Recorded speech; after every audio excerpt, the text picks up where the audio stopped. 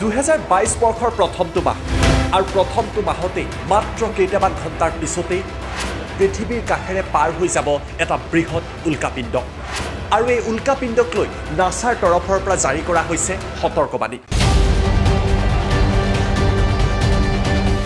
এয়া নাছাৰ asteroid ৱাটছৰ Twitter handle আৰু ইয়াতেই এই উল্কাপিণ্ডৰ কথা বৰ্ণনা কৰিছে আমেৰিকাৰ মহাকাশ কেন্দ্ৰ নাছাই। এই উল্কাপিণ্ডটোৰ নাম হৈছে 1994 PC-1। 1994 চনত নাছাৰ এক্সপাৰ্টসকলে এই উল্কাপিণ্ডৰ আৱিষ্কাৰ কৰিছিল। এই উল্কাপিণ্ডৰ আকাৰো যথেষ্ট ডাঙৰ। নাছাই প্ৰকাশ কৰা তথ্য অনুসৰি ব্ৰুজ খলিফাতকৈও বৃহৎ এই উল্কাপিণ্ড আৰু কিবা কাৰণত যদি এই উল্কাপিণ্ডই পৃথিৱীৰ কক্ষপথত প্ৰৱেশ কৰে তেতিয়াহ'লে বেয়া খবৰ আহিব পাৰে পৃথিৱীবাসীৰ পৰা।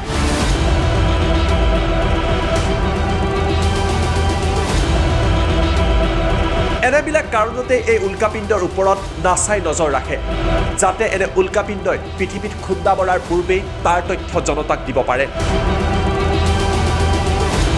নাছাৰ এই ৱেবছাইটৰ জৰিয়তে লাইভতে আপুনি ট্ৰেক কৰিব পাৰে এই উল্কাপিণ্ডৰ বিষয়ে। প্ৰতি ঘণ্টাত 47,344 মাইল বেগেৰে এই উল্কাপিণ্ড পৃথিৱীৰ দিশে গতি কৰিছে। অৱশ্যে নাছাৰ বৈজ্ঞানিকসকলে দাবী কৰা মতে এই উল্কাপিণ্ডই পৃথিৱীত খুন্দা নামাৰে। পৃথিৱীৰ কাষেৰেহে এই উল্কাপিণ্ড পাৰ হৈ যাব। উল্লেখযোগ্য যে আগন্তুক 200 বছৰৰ ভিতৰত পৃথিৱীৰ অতি কাষেৰে পাৰ হৈ যাবলগীয়া উল্কাপিণ্ডৰ ভিতৰত 1994 PC-1 যথেষ্ট গুৰুত্বপূৰ্ণ, কিয়নো পৃথিৱীৰ পৰা অতি কম দূৰত্বৰে এই উল্কাপিণ্ড পাৰ হৈ যাব। যদিহে আপুনি এই উল্কাপিণ্ডৰ কক্ষপথ চাব বিচাৰিছে তেতিয়াহ'লে নাছাৰ এই এষ্ট্ৰইড ৱাটছ ৱেবছাইটত গৈ আপুনিও তাক লাইভতে চাব পাৰে।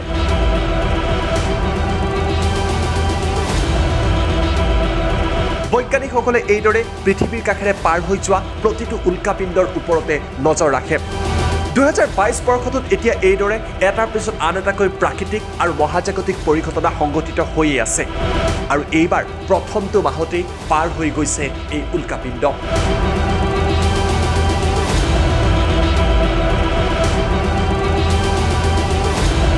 Bureau report, time 8।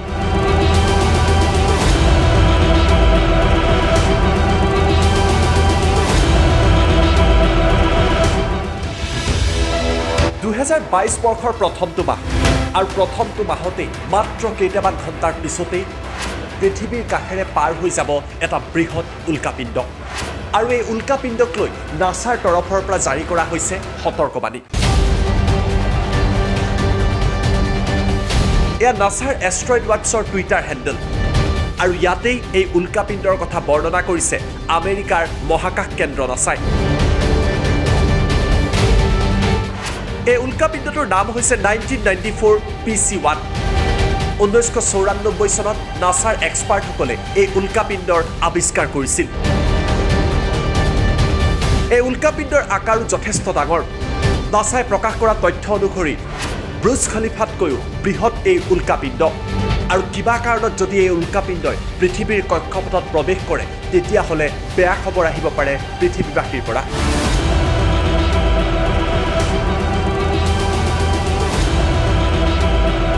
এনেবিলাক কাৰণতে এই উল্কাপিণ্ডৰ ওপৰত নাছাই নজৰ ৰাখে যাতে এনে উল্কাপিণ্ডই পৃথিৱীত খুন্দা মৰাৰ পূৰ্বেই তাৰ তথ্য জনতাক দিব পাৰে। নাছাৰ এই ৱেবছাইটৰ জৰিয়তে লাইভতে আপুনি ট্ৰেক কৰিব পাৰে এই উল্কাপিণ্ডৰ বিষয়ে। প্ৰতি ঘণ্টাত 47,344 মাইল বেগেৰে এই উল্কাপিণ্ড পৃথিৱীৰ দিশে গতি কৰিছে। অৱশ্যে নাছাৰ বৈজ্ঞানিকসকলে দাবী কৰা মতে এই উল্কাপিণ্ডই পৃথিৱীত খুন্দা নামাৰে। পৃথিৱীৰ কাষেৰেহে এই উল্কাপিণ্ড পাৰ হৈ যাব। উল্লেখযোগ্য যে আগন্তুক 200 বছৰৰ ভিতৰত পৃথিৱীৰ অতি কাষেৰে পাৰ হৈ যাবলগীয়া উল্কাপিণ্ডৰ ভিতৰত 1994 PC-1 যথেষ্ট গুৰুত্বপূৰ্ণ, কিয়নো পৃথিৱীৰ পৰা অতি কম দূৰত্বৰে এই উল্কাপিণ্ড পাৰ হৈ যাব। যদিহে আপুনি এই উল্কাপিণ্ডৰ কক্ষপথ চাব বিচাৰিছে তেতিয়াহ'লে নাছাৰ এই এষ্ট্ৰইড ৱাটছ ৱেবছাইটত গৈ আপুনিও তাক লাইভতে চাব পাৰে।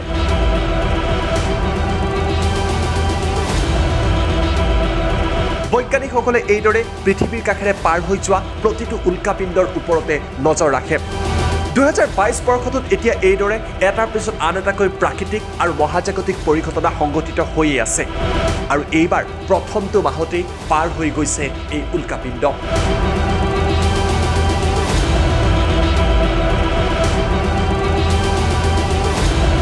Bureau report time 8